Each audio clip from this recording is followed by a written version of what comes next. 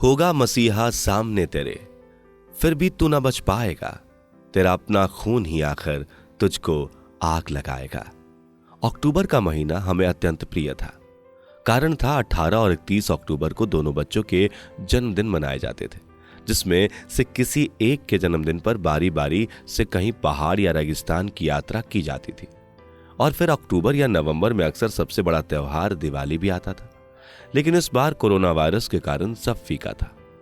बच्चों के जन्मदिन आए, कब चले गए पता ही नहीं चला। ऐसे ही दिवाली भी आई और चली गई। हम मामले की गंभीरता को समझ रहे थे।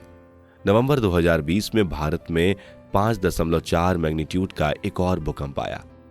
दिल्ली में भी महसूस किया गया। नवंबर में दिल्ली में लॉकडाउन हट चुका था।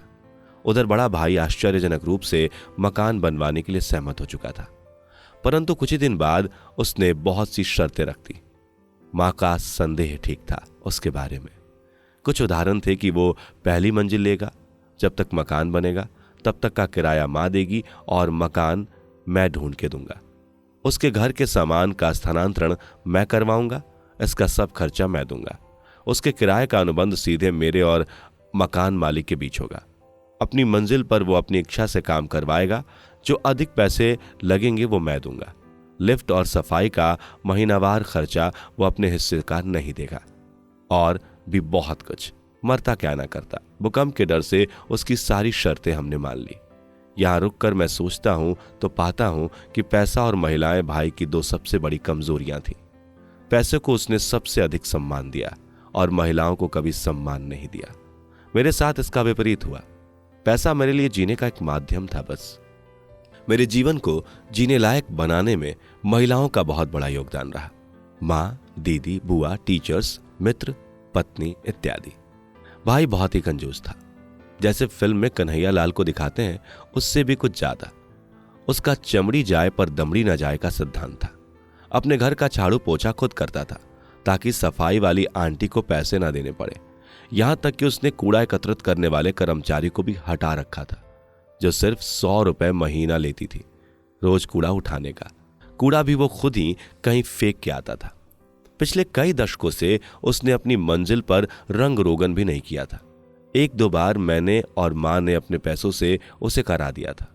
दिवाली की लाइट हम पहली मंजिल पर लगवाते तो उसे भी वो एक ही दिन जलने देता ताकि बिजली का बिल ज्यादा ना आए। ये चंद उदाहरण ही थे। इसके अलावा उसकी कंजूसी पर एक पूरा ग्रंथ लिखा जा सकता था। अब दिक्कत यह कि कंजूस व्यक्ति सदा लालची भी होता है।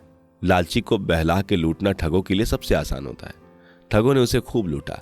व्यापार के बहाने, निवेश के बहाने, सड़क पर राह चलते विदेशी घड़ी का लालच देकर, हर जगह।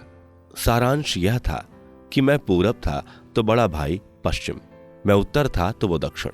पिछले करीब 30 सालों में एक ही घर में ऊपर नीचे रहते हुए मेरी उससे ना के बराबर बात होती थी। कोई ऐसा विषय ही संसार में नहीं बना था जिस पर हमारी कोई हल्की सी भी राय मिलती हो। यद्यपि उसके 11 साल बड़े होने के कारण हम दोनों की कभी लड़ाई भी नहीं हुई थी। मां उसके स्वभाव को समाज से छिपाकर रखने की कोशिश करती थी, पर इश्क और मुश्क की तरह खराब स्वभाव भी किसी से छिपा हुआ नहीं था। मां का जो अपना सम्मान समाज में था, लोग उसको देखकर भाई का खराब व्यवहार बर्दाश्त कर लेते थे। लेकिन इस बचाव से मां का अपना सम्मान कम हो रहा था। जहां तक मेरा सवाल है, मैं तो सूखे पहाड़ का वो छोटा सा पौधा था जो किसी चट्टान की दरार में अपने आप उग रहा था। मां नीचे की मिट्टी थी जो पूरा सहारा दे रही थी। ऊपर आकाश था, अच्छे बुरे मौसम थे, कड़ी धूप थी, पानी की बूंद का लंबा इंतजार था। कोई साथी पौधा भी न था। अब प्रभा आई थी बहार बनकर। चट्टानी पौधे को छांव मिली, प्यार भरी नजर मिली और मिला ढेर सारा दुलार। वो एक मजबूत पेड़ बन गया। जुलाई 2018 को बड़े भाई को हृदयाघात हुआ। किस्सा यह है कि मैं पहली बार घर से पुणे जाने की तैयारी कर रहा था। सुबह करीब 8 बजे हमारी आया किसी काम से ऊपर गई। उसने नीचे आकर खबर दी कि बड़े भाई की तबीयत खराब है। मैं ऊपर गया, देखा तो वो नीचे बैठकर उल्टी करने का प्रयास कर रहा था।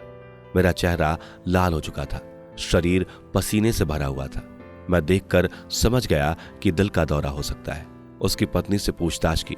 बड़े आराम से धीरे धीरे उसने बताया कि सुबह 5 बजे से तुम्हारे भाई की तबीयत खराब है। डॉक्टर वर्मा को बुलाया है, पर वो 10 बजे दुकान खोलते हैं। फिर उनका कंपाउंडर आ रहा है। मैंने सिर पीट लिया। मैंने कहा, यह दिल के दौरे के लक्षण है, तुरंत हॉस्पिटल ले जाना होगा। पर मेरे इस विचार का विरोध हुआ दोनों तरफ से। ये कहा गया कि पहले डॉक्टर साहब आ जाएं, वो कहेंगे तो फिर चलेंगे। ऐसा कहने के मैं जानता था 2 कारण थे। पहला, डॉक्टर साहब भाभी की रिश्तेदारी में थे, वो इसलिए मुफ्त दवा देते थे। वो 75 साल के करीब थे और खुद बीमार रहते थे। बहुत धीरे चलते थे, धीरे बोलते थे, अगर बोलते थे पर ऊंचा सुनते थे। दूसरा कारण यह था कि इतना तला भुना खाना प्रतिदिन खाने के बाद भी भाई को अब तक मधुमेह के अलावा कोई बीमारी नहीं थी। मधुमेह की भी वो कोई खास परवाह नहीं करता था। अस्पताल जाना छोटे लोगों का काम था, ऐसा शायद उसका मानना था। जो मोटरसाइकिल से कभी नहीं गिरा हो, उसे लगता है कि मोटरसाइकिल नहीं गिर सकती। फिर अगर अस्पताल जाता तो अस्पताल में मेडिकल बीमा होने के बावजूद कुछ पैसे जेब से भी लगाने पड़ते। किस्मत से उस दिन कंपाउंडर जल्दी ही डॉक्टर वर्मा को लेकर आ गया। वो आराम से ऊपर चढ़े, बड़े आराम से कुर्सी पर बैठे, ऊपर भाभी की तरफ देखा और बोले, अब मुझसे देखा नहीं गया। मैंने उनके कंपाउंडर से पेन और पैड लिया और डॉक्टर साहब के हाथों में थमा दिया। वर्मा जी, इनको दिल का दौरा पड़ा है, आप उन्हें बड़े अस्पताल में रेफर कर दीजिए। मैंने एक तरह से उनसे जबरदस्ती एक लाइन लिखाई। भाई भाभी के नाना करते हुए मैं जबरदस्ती भाई को नीचे उतार लाया। अपनी कार निकाली, भाई को आगे बिठाया। प्रभा जल्दी से पीछे बैठ गई। उसको देखकर भाभी भी पीछे बैठी। मैं सावधानी से कार चलाकर पास के बड़े अस्पताल में ले गया। रास्ते में अत्यंत खराब तबीयत होने के बावजूद भाई ने अपनी कमीज के ऊपर की जेब से अपनी तेल कंपनी का मेडिकल इंश्योरेंस कार्ड निकालकर मुझे दे दिया। इस कंपनी से वो 2 साल पहले सेवानिवृत्त हुआ था और उसे करोड़ों रुपए का निधि और लाभ मिले थे। वह सरकारी तेल कंपनी थी, सेवानिवृत्त पर भरपूर पैसा देती थी। कार्ड के साथ मुझे एक हिदायत भी मिली, कैश जमा नहीं करना है, इस कार्ड से मुफ्त इलाज हो जाएगा। अस्पताल पहुंचते ही भाई की हालत और खराब हो गई। मैं उसे सीधे इमरजेंसी ले गया और वहां डॉक्टर सीधे आईसीयू में ले गए। मैं पीछे गया। आईसीयू में डॉक्टरों ने कोई दवा दी और भाई को उल्टी हो गई।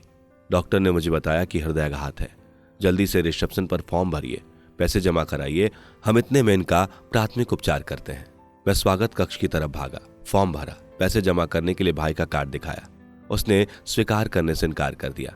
बताया कि पहले आप इस कंपनी के ऑफिस में फोन करें, फिर वो हमें बताएंगे। मैंने आश्चर्य से उसके मुंह की तरफ देखा। वो सहानुभूति में मुस्कुराया, बोला, सर ऐसा ही है। मैंने एक क्षण व्यर्थ नहीं किया। कार्ड पर दिए गए स्थायी महानगर टेलीफोन निगम के नंबर पर फोन मिलाने में 3 बार घंटी पूरी बजी।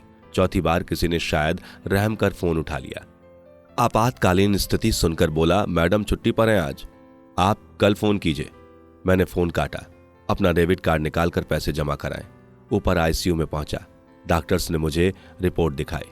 आर्टरी बंद है, स्टंट डालना पड़ेगा, कंसेंट फॉर्म पर हस्ताक्षर कर दीजिए। मैंने भाभी को कहा, परंतु उन्होंने ये जिम्मेदारी लेने से मना कर दिया। हस्ताक्षर नहीं किए। उधर भाई साहब दर्द से तड़प रहे थे। मैंने हस्ताक्षर किए। बाद में जब मैं दवाइयां लेने गया तो एक हस्ताक्षर प्रभा को ऐसे ही करने पड़े। 2 दिन अस्पताल में बीते। तीसरे दिन सुरक्षित तरीके से भाई साहब को हम घर ले आए। इसके 1 हफ्ते बाद मैं पहली बार घर से दूर पुणे चला गया। कुछ हफ्ते बाद भाई ने मां से कहा, मुझे कुछ नहीं था, वैसे ही अस्पताल लेके गए और स्टंट डलवा दिए।